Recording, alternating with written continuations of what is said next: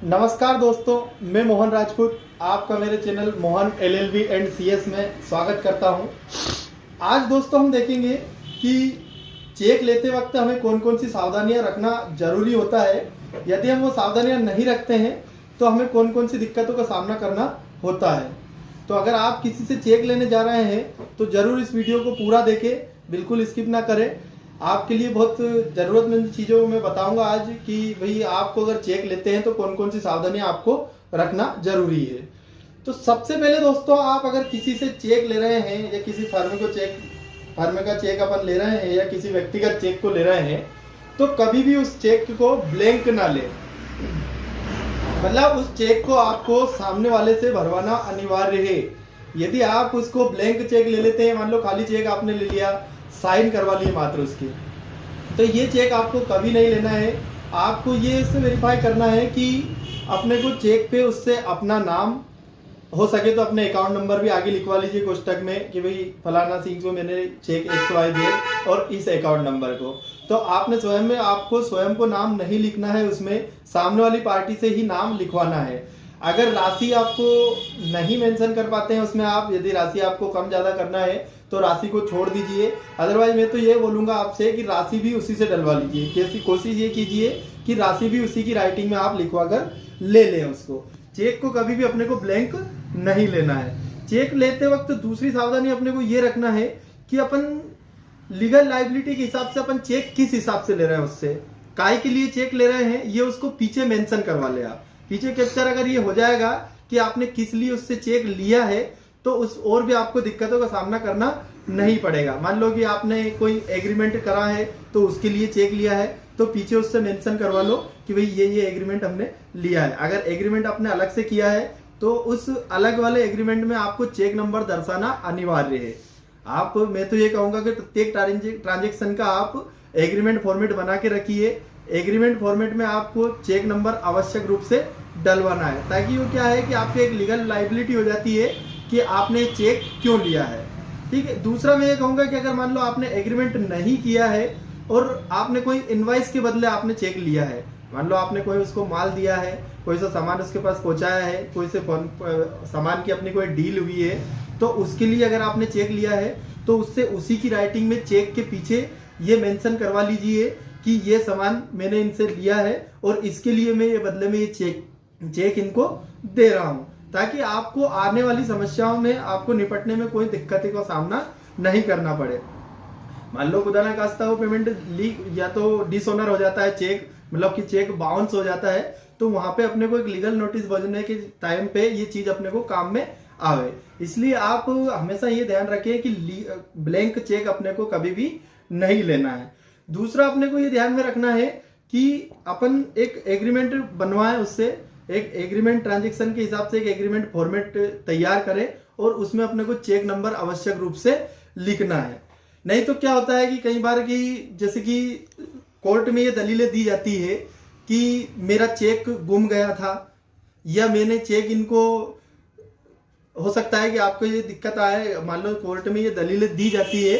कि चेक मेरा चोरी हो गया था, या मैंने एक चेक बुक साइन करके रखी हुई थी ब्लैंक और उसमें से इनने चेक निकाल लिया, मेरे को पता नहीं लगा। या फिर बहुत सारे चतुर लोग क्या करते हैं कि चेक दे देते हैं और उसके बाद में थाने में जाके FIR करवा देते हैं, तो वो चेक को क्या है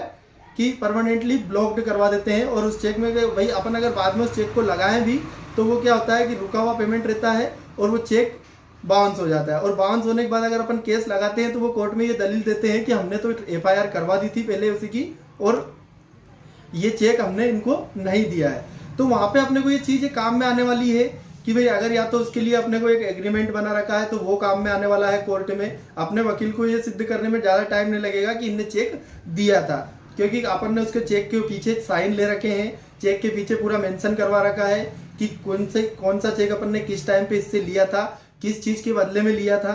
तो इस टाइप का आप बिल्कुल ध्यान रखें, तो ब्लैंक चेक आपको नहीं लेना है। दूसरा, कभी कभी चेक बाउंस इस कारण से हो जाता है कि साइन मैच नहीं होते हैं। तो साइन मैच के टाइम से मैं तो ये कहूंगा कि अगर किसी को खुदा ना खास्ता आपने किसी से 50,000 का या 1 लाख का चेक लिया है तो आप उससे 10 रुपए का एक चेक और भरवा लीजिए। 10 रुपए अगर चाहें तो 10 रुपए का, नहीं तो आप 1000 रुपए का चेक भरवा लीजिए। आप 1000 रुपये उसमें से राशि में से कम कर सकते हैं, या फिर उस राशि को किस्त में बांट के 1000 रुपये का चेक या 10 रुपये का चेक उससे आप एक चेक अलग से ले लीजिए।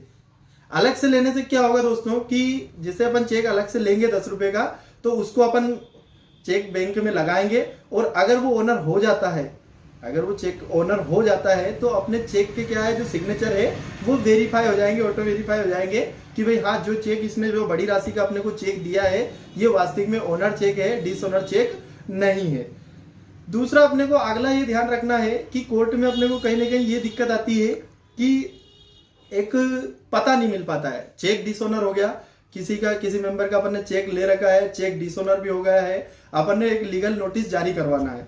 तो वकील उस टाइम पे क्या है वकीलों को कि भाई एक एड्रेस चाहिए होता है, कोर्ट को एक एड्रेस चाहिए होता है कि लीगल नोटिस तो जारी कर रहे हैं अपन, लेकिन इस एड्रेस इसको कौन सा एड्रेस पे अपने को पहुंचाना है। तो अपने को वहां पे ये ध्यान रखना है चेक लेते वक्त कि उसकी एक फोटो वाली आईडी, अपन फोटो वाली आईडी, उसके साथ में उसका एक परमानेंट एड्रेस हो, एक ऐसी आईडी अपन उससे अटेस्टेड करवा के ले लें। जैसे कि आपका आधार कार्ड हो गया, आधार कार्ड पे एड्रेस रहता है, वोटर आईडी पे एड्रेस रहता है, ऐसी कोई सी भी लाइसेंस है ऐसी आईडी अपन ले लें, ताकि उससे क्या है कि अपने को एक लीगल नोटिस अगर भिजवाएं तो कोर्ट में अपने को ये प्रूफ करना नहीं पड़ेगा कि ये इसका एड्रेस है या नहीं है, वो लीगल नोटिस माना जाएगा अगर उसकी आईडी आपके पास है तो, क्योंकि अपने पास पूरा उसका एड्रेस है। दूसरा कहीं पे ये दलीलें दी जाती है कि आपने ये चेक जो लगाया है, जो बाउंस मैंने करवाया है चेक आपका, ये चेक मैंने आपको चंदे के रूप में दिया था, मेरी कोई इसकी इनकी सामने वाली पार्टी की कोई लीगल लायबिलिटी नहीं बनती है, इनको मैंने जो चेक दिया था वो उधारी के रूप में दिया था, या ये मेरे से कोई चंदा मांगने आए थे तो वो चंदे के रूप में चेक दिया था, तो ये लीगल लायबिलिटी नहीं मानी जाती है कोर्ट में। कोर्ट में लीगल लायबिलिटी कहाँ मानी जाती है, जहाँ आपकी कोई कॉन्ट्रैक्ट हुआ हो। लेकिन अगर यदि आप वो सामने वाला ये कर देता है जिद्द कि भाई मैंने इनको चंदे के रूप में चेक दिया था, तो ये लीगल लायबिलिटी में नहीं आता है। या फिर वो उधारी के रूप में देता है, मान लो किसी को मैंने मेरे फ्रेंड को चेक दिया और उधारी के लिए दिया कि भाई ये परसों आप ये कल या परसों में ये चेक लगा दीजिएगा, लेकिन कल से परसों के बीच में मेरा प्लान क्या हो जाता है, कैंसिल हो जाता है कि मेरे को उसको पैसे नहीं देना है, तो मैं वो चेक क्या करवा सकता हूँ कि बैंक में रुकवा सकता हूँ, पेमेंट होल्ड करवा सकता हूँ। तो उस टाइम पे अगर चेक बाउंस होता है तो वो क्या है कि लीगल लायबिलिटी में नहीं माना जाएगा, क्योंकि कि वो उधार में आपका कोई कॉन्ट्रैक्ट नहीं हुआ था, सामने वाला को उसमें चेंज भी हो सकता है। तो इसलिए हमेशा ये ध्यान रखें कि आपको ब्लैंक चेक लेते वक्त उसका एग्रीमेंट करवा ले, ताकि इस टाइप की अगर दलीलें वो कोर्ट में पेश करता है तो वो तुरंत खारिज हो जाएगी, आपको उसमें कोई समस्या आने वाली नहीं है। प्रत्येक ट्रांजेक्शन का आप क्या करें, लिखित में उससे लिखवा लें। अगला मैं ये कहूंगा कि जैसे आप किसी से चेक लेते हैं तो चेक को अपन ने मान लो कि उससे चेक पे उसी टाइम पे नाम लिखवा लिया, तो किसी अदर पार्टी का नाम ना लिखवाएं, या आपने कभी ऐसा पॉसिबल नहीं हो सकता है कि आपने उसी टाइम पे नाम नहीं लिखवाया है, तो अपने को अगले में कभी भी चेक दूसरे नाम से नहीं लगाना है। मान लो डील मेरी राम और श्याम की होती है और अपन किसी और के नाम से उस चेक को क्या करवाते हैं, डिसऑनर करवाते हैं, मान लो बाउंस करवाते हैं, तो वहां पे आपको बहुत समस्या आने वाली है कि भाई उससे तो मेरी कोई डील हुई नहीं थी। तो आपके वकीलों को क्या है कि जिस भी वकील को आप करेंगे डिसऑनर के केस में, उसको ये सिद्ध करने में बहुत ज्यादा टाइम लगेगा और हो सकता है कि सिद्ध हो भी नहीं पाए कि इनकी कोई लीगल लायबिलिटी इनके साथ बनती है। लीगल लायबिलिटी कब बनेगी, जब जिसके साथ आपने सामान लिया है या जिसके साथ में भी आपने एग्रीमेंट किया है, अगर तीसरी पार्टी के नाम से आप चेक भरेंगे और उसको डिसऑनर करवाएंगे तो आपको लीगल लायबिलिटी वो नहीं मानी जाएगी। तीसरी आपके साथ ये दिक्कत आने वाली है कि किसी बुजुर्ग के साथ से आपने मान लो बुजुर्ग के नाम से चेक भर दिया, किसी बुजुर्ग परिवार के नाम से चेक भर दिया, तो वो क्या होगा कि उनको कोर्ट के चक्कर लगाने में परेशानी आएगी। अगर हो सकता है इस परेशानी को वो आप झेल जाएं, लेकिन मैं ये कहूंगा कि जिसके भी साथ में डील हुई है उसी के नाम से आप चेक भरवाएं। तीसरा, अगर ये पॉसिबल नहीं हो पाता है कि आपने सामने वाली पार्टी से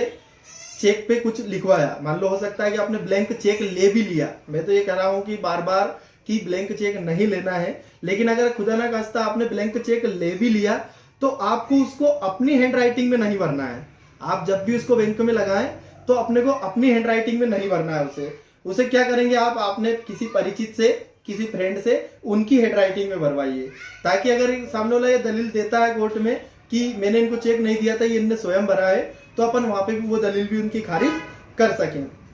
तो ये कुछ 8-10 बातें हैं जिनको आपने को क्या करना है, चेक लेते वक्त बिल्कुल ध्यान में रखना है। और इसी वजह से अगर ये इस टाइप से अगर आप चेक लेंगे तो आपका क्या है कि आपको अगर चेक बाउंस हो भी जाता है तो आपकी लीगल लायबिलिटी मानी जाएगी। साथ ही में दोस्तों मैं अगला जो वीडियो बनाने वाला हूँ कि भाई लीगल नोटिस कैसे पहुंचाते हैं और उसका क्या टाइम पीरियड रहता है और लीगल नोटिस पहुंचाने में अपने को चेक बाउंस होते वक्त क्या क्या ध्यान में रखना है, तो उसके लिए मैं ये लंबा वीडियो हो जाएगा, इसलिए मैं अगला वीडियो बनाने वाला हूं। इसलिए अभी इसी चैनल को सब्सक्राइब करें और घंटी को दबाना ना भूलें ताकि आपको आने वाले वीडियो सबसे पहले मिले। नमस्कार, धन्यवाद।